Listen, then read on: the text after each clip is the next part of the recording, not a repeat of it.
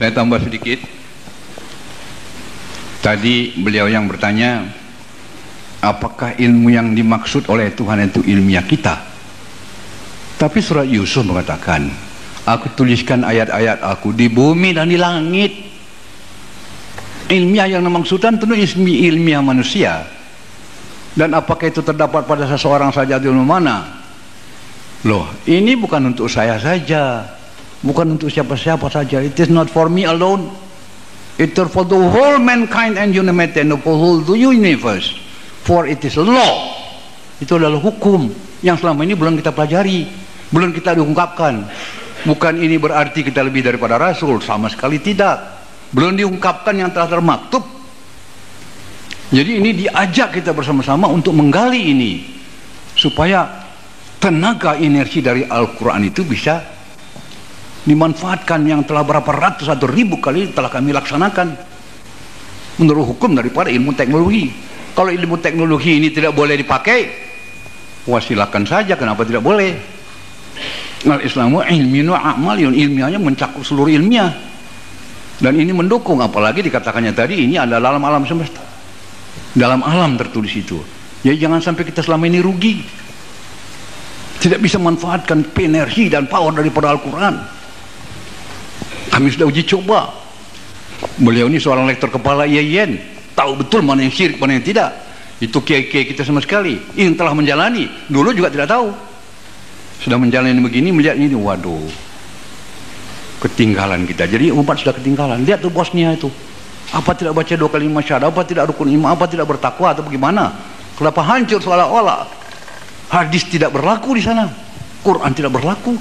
Di mana sana kalau datang itu bala bencana sama kita, dengan apa kita elakkan? Dengan tenaga apa? Islam itu ilmiah, kita bisa kerahkan itu, kita tujukan dengan cara pelaksanaan teknisnya. Doa itu harus mencapai channel yang di dalam diri Rasulullah. Semua orang bisa. Kemudian masalah mursyid ini juga yang menjadi masalah yang sangat perantara. Padahal Profesor Dr. Haji Kadirun Yahya tadi mengatakan tubuhnya tidak berbekas, apalagi gambarnya.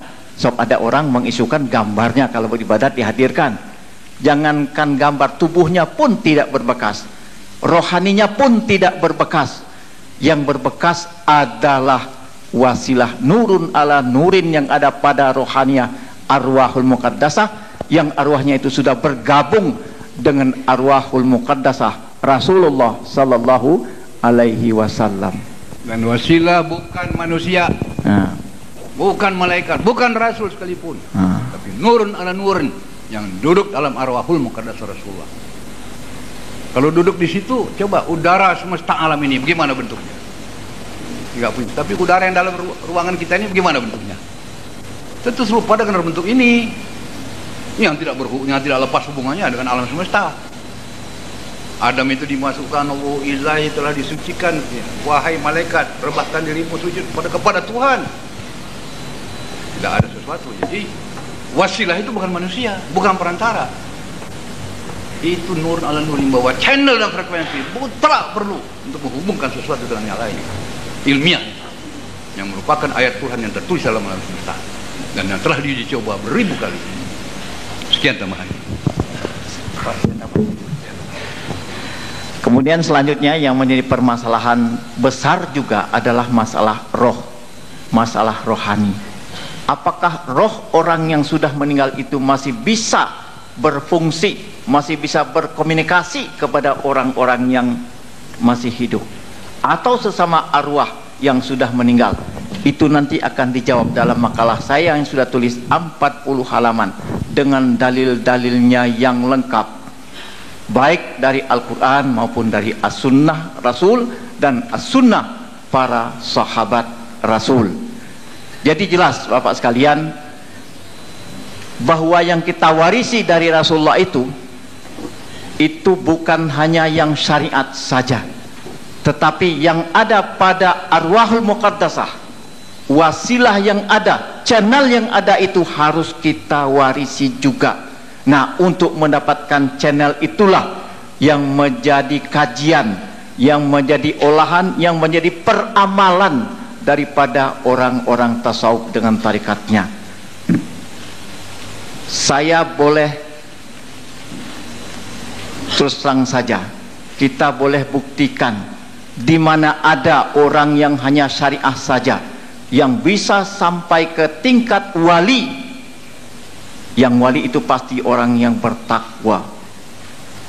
Tapi orang yang bertingkat wali, innallaha waliyul muttaqin, sesungguhnya Allah menjadi wali langsung daripada orang yang bertakwa, hanyalah orang-orang syariahnya kuat dan juga tarikat dan tasawufnya kuat, karena dia beramal langsung mendapat channel, langsung mendapat power, dimensi daripada Allah subhanahu wa ta'ala. Jadi yang kita warisi itu adalah yang syariah itu tadi, dan yang ada pada arwahul muqaddasah Rasulullah. Dengan cara apa? Dengan cara kita menggabungkan itu tadi. Dalilnya lengkap bahwa ruh itu masih bisa berfungsi, bahwa Nabi Adam alaihi salam pada waktu dia bertobat dan minta ampun kepada Allah, dia berdoa, ya Allah, ampunkan dosaku ini dengan keagungan Rasulullah Muhammad sallallahu alaihi wasallam. Ditegur oleh Tuhan, wahai Adam, mengapa kamu menggabungkan diri kepada Rasulullah, berwasilah kepada Rasulullah, pada Rasulullah Muhammad belum lahir pada waktu itu? Apa jawab Adam? Pada waktu saya telah selesai disempurnakan dan dimasukkan ruh ke dalam jiwa saya, dan saya mengangkat kepala saya dan saya lihat termaktub di tiang-tiang arasmu, hai Allah, tertulis kalimat la ilaha illallah Muhammadun Rasulullah. Tidak mungkin engkau menggandengkan namamu, wahai Allah, kalau bukan itu menjadi kekasihmu. Kata Allah, benar engkau wahai Adam, dan itu adalah nabimu, nabiku yang terakhir, khatamul anbiya wal mursalin, tetapi dia adalah kekasihku, dan alam semesta ini termasuk kamu sendiri wahai Adam, tidak saya jadikan, kalau tidak akan saya jadikan Muhammad Rasulullah sallallahu alaihi wasallam. Karena itu di dalam doa-doa kita, Allahumma shalli wa sallim ala sayyidina Muhammadin fil awwalin, Allahumma shalli wa sallim ala sayyidina Muhammadin fil akhirin. Berselawat kepada Muhammad yang dia itu awal namanya tapi akhir timbulnya. Saya kira berwasilah kepada Rasulullah, itulah pengertiannya. Dan semua para sahabat itu adalah orang-orang tasawuf. Di sini ada buktinya. Dalam makalah saya tulis semua lengkap. Dan para siapa yang tidak mengakui yang namanya Imam Al-Ghazali, Hujjatul Islam, dia Hujjatul Islam itu oleh karena bukan syariatnya, tetapi telah dia menjadi orang tasawuf. Siapa yang tidak mengakui Syekh Abdul Qadir Jalani, dan siapa yang tidak mengakui keagungan Wali Songo dan sebagainya, itu semua adalah para wali-wali Allah, mengamalkan syariat dan juga mengamalkan tasawuf dengan tarikatnya. Maka arwahnya, ibadahnya menchannel dia. Nah, kita lihat di tengah-tengah masyarakat banyak sekali orang-orang yang salat, semenjak kecil dia salat, tapi salatnya pada waktu dia kecil sama saja setelah dia dewasa. Salat dia waktu umur 20 tahun sama saja dengan salatnya umur 50 tahun. Salatnya umur 50 tahun sama saja salatnya dengan orang yang baru akan meninggal dia masih tetap tidak khusyuk-khusyuk. Mengapa? Nah, itu tadi sebabnya. Antara lain, di samping tidak udhulu fisilmi kafah, tidak masuk melaksanakan ajaran Islam itu secara utuh dan bulat. Salat dia laksanakan, zakat tidak mau dia, puasa dia laksanakan, haji tidak mau dia, padahal rukun Islam itu merupakan satu kesatuan yang tidak boleh dipisah-pisahkan. Pancasila kalau tidak satu saja sila daripadanya, itu bukan lagi Pancasila. Saya kira terlalu jauh saya modal itu kalau dikit saya lagi ya, kita lihat itu jelas berselawat atas Nabi satu kali pada Nabi dibalas Tuhan 10 kali.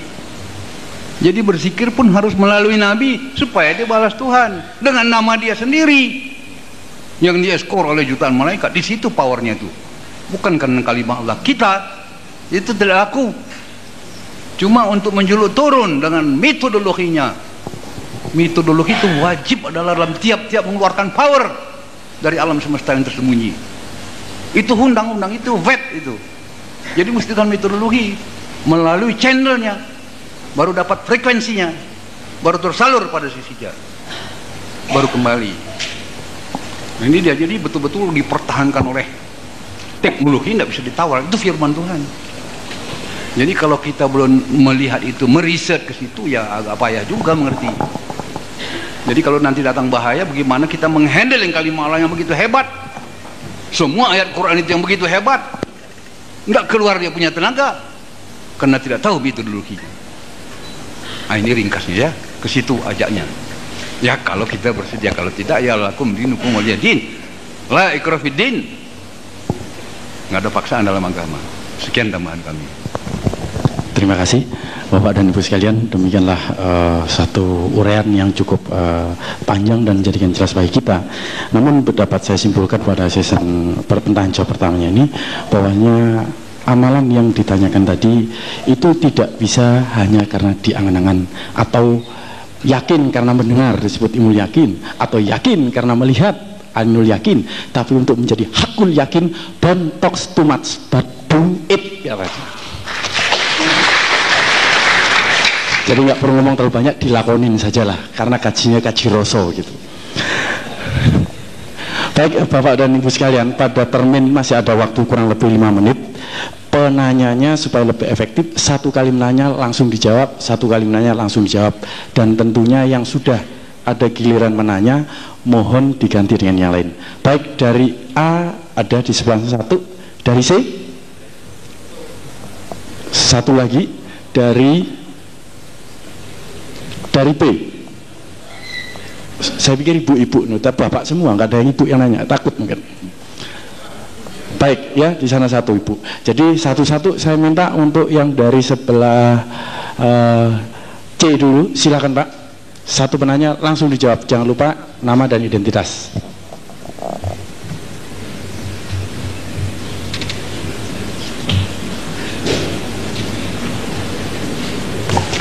Assalamualaikum warahmatullahi wabarakatuh. Nama Saiful Bahri dari Jember. Yang ingin saya tanyakan tentang apa yang saya baca di dalam Al-Quran, yaitu mengenai ayat kursi, di mana di sana Nabi besar Muhammad SAW menerangkan bahwa di dalam ayat Al-Kursi itu ada satu maha kekuatan yang apabila itu dibaca oleh setiap mukmin pada sesudah sholat waktu fi kulli awqatin, maka ayat itu mempunyai kekuatan yang menyebabkan orang itu dapat masuk ke surga. Ini yang pertama. Kemudian yang kedua, apabila ini dibaca secara tetap, maka akan mampu untuk menjauhkan setan selama 30 hari, salasina yaum. Dan kekuatan lainnya yang tersimpan di dalam ayat kursi itu adalah dapat menyelamatkan atau melindungi si pembaca dari kekuatan sihir selama arba'ina yaumah, 40 hari. Kemudian ada lagi yang saya tanyakan, di sana diterangkan di dalam tafsirnya bahwa kursi itu adalah jismun azimun tahtal arsy wa fawqas samawati sab'i wal ard wa awsa'u minhuma. Saya tanyakan bagaimana pendapat Profesor dengan yang tadi itu, bahwa kekuatan power itu ada di tangan Tuhan, sedangkan Nabi Muhammad tadi mengatakan bahwa siapa yang membaca. Sekian, terima kasih. Wassalamualaikum warahmatullahi wabarakatuh.